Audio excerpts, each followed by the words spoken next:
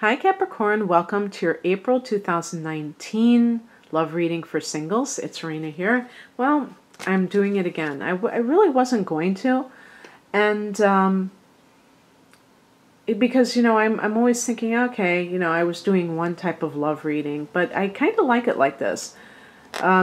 Just like when I started separating astrology from the tarot, I can focus on one group of people or one type of reading specifically, and that always feels kind of freeing in a strange way. So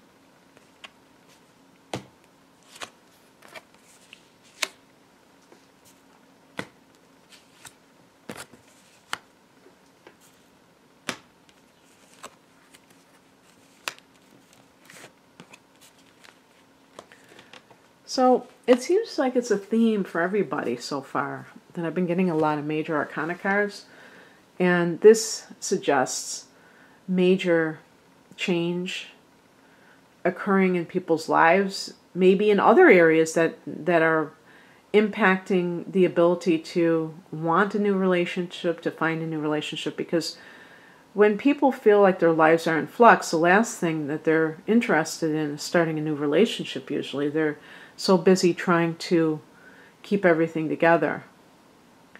And of course, we're coming out of the period of the equinox, so that is a cardinal sign of Aries, just like you're a cardinal sign, Capricorn, and so that heralds change.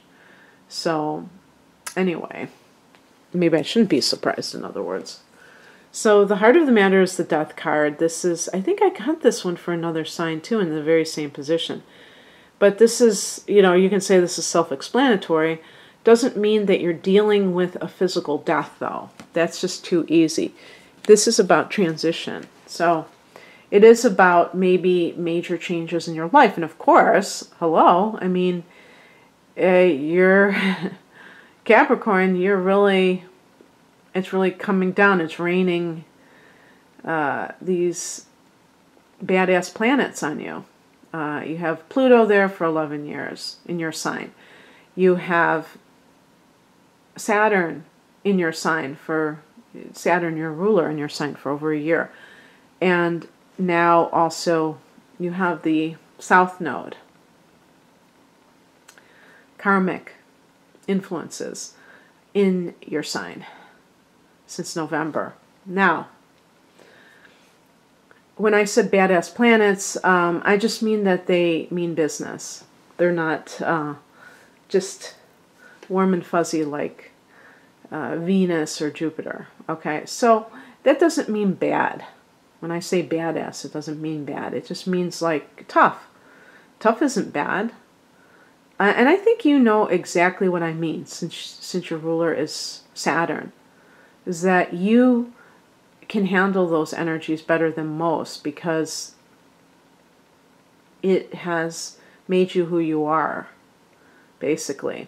So the Death card can simply mean that you're undergoing some major ending, and so therefore a transformation into a different way of life, a different different anything. So this could be even with where you're living. Maybe you are moving from a place you've lived at for many years. We have in the past position here the Ace of Pentacles, so it could be even like a new job that has forced you to move. And there's that portal. So aces, beginnings, and usually pentacles will be practical matters. Now this could be a yeah, and it's funny because I'm thinking of an inheritance too, because with the Ace of Pentacles this can be like a financial windfall, but maybe connected to death. But what does that have to do with love? That's why I hesitated to mention that. But in the sense that if you've gone through a death, even if you've gotten an inheritance, you may be still kind of coming to terms with this new phase of life. So whether it could even be like a spouse's death. This is something that has already happened. This is not some new thing that's happening in April. This is the focus. Now, the other thing too is a divorce. But, you know, perhaps you were able to get money in that divorce to be able to move on with your life. So it's a lot to take in, maybe, whatever is going on. And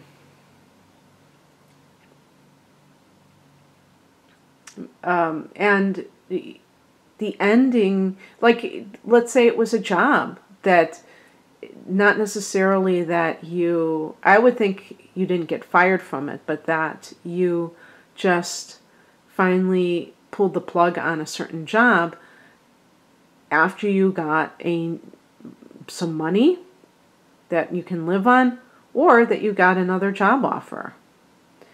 And this sets the stage for you to be exposed to new people, especially if you're moving. You're going to be exposed to a whole new area. And this could even be with a coworker, by the way. The higher message is the Chariot card. And this is a card of victory. Sometimes this is a card of travel. But definitely, so that goes along with the other things that I was saying, but also a card of one-pointedness, of really having control over your thoughts and emotions to be able to accomplish your goals. Basically, those top three cards, and by the way, it's a card, this is the higher message, so this is also a card connected to Cancer. So, if there are any Cancers that are in your life, then that may be a hint that you should, try to contact them, go out to lunch or dinner or something like that. But I was just thinking, Cancer is the transiting North Node in that 7th house of committed partnership. So that might be saying too that the old had to die in order for you to meet your soulmate. Because the North Node transiting through that 7th house could be kismet when it comes to relationships. Maybe meeting that person that you're destined to be with. And they don't have to be born under the sign of Cancer. I'm just saying that is your opposite house. That's the sign, and that's where the North Node is transiting. The North Node is your destiny. And it's, destiny, we can argue what destiny means, whether it's preordained, but I personally believe it is preordained, but by us, that we plan this out, who we're going to meet, some of these things that are just like meant to be in this lifetime.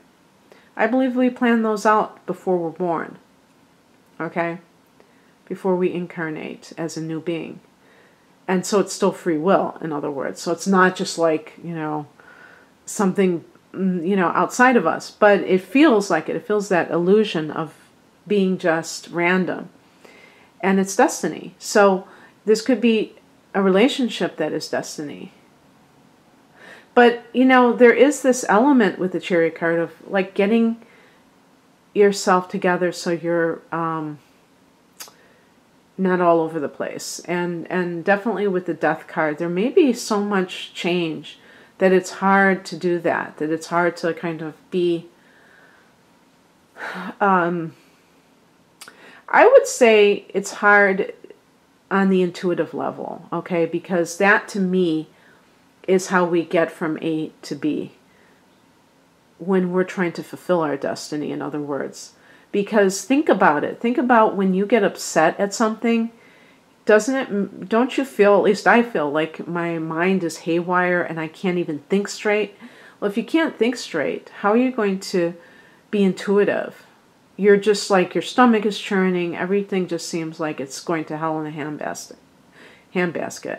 So being able to step back and detach yourself from all the changes is so important. That's why I connect meditation to the Chariot card. But I don't know. I don't know if I'm the only one in the world who does that. What crosses you is the Star card. And this may be just part of your own mindset. I think this is the Capricorn mindset. Excuse me. To say, you know, I'll believe it when I see it. Of all earth signs. Being very hard-boiled, being very, you know, Saturn. There's a cynicism sometimes with Saturn because it's so about pulling yourself up by your bootstraps. And the Star card is about, oh, there are these invisible beings that want to help you. It's like unicorns and fairies and your spirit guides. And Saturn is like, yeah, right, you know.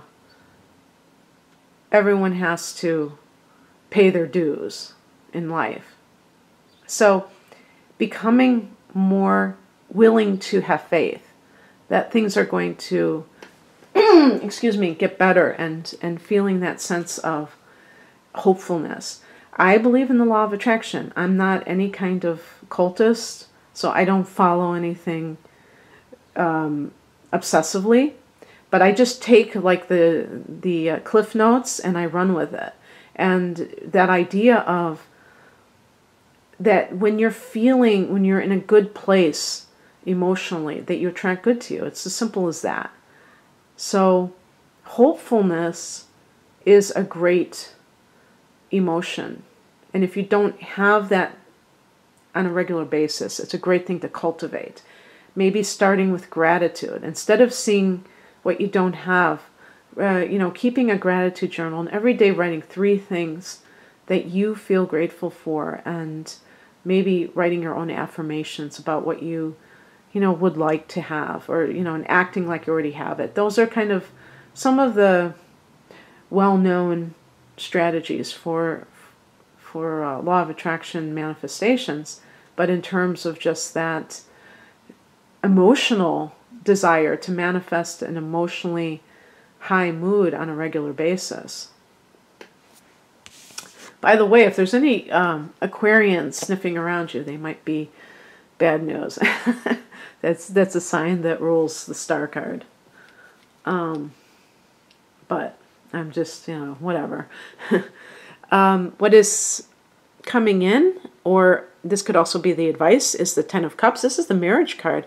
This is the happily ever after card. So again, on the heels of the Star card, if you can turn that baby around and it's not challenging you, I'm talking about the attitude that the Star card represents, you can attract a life partner.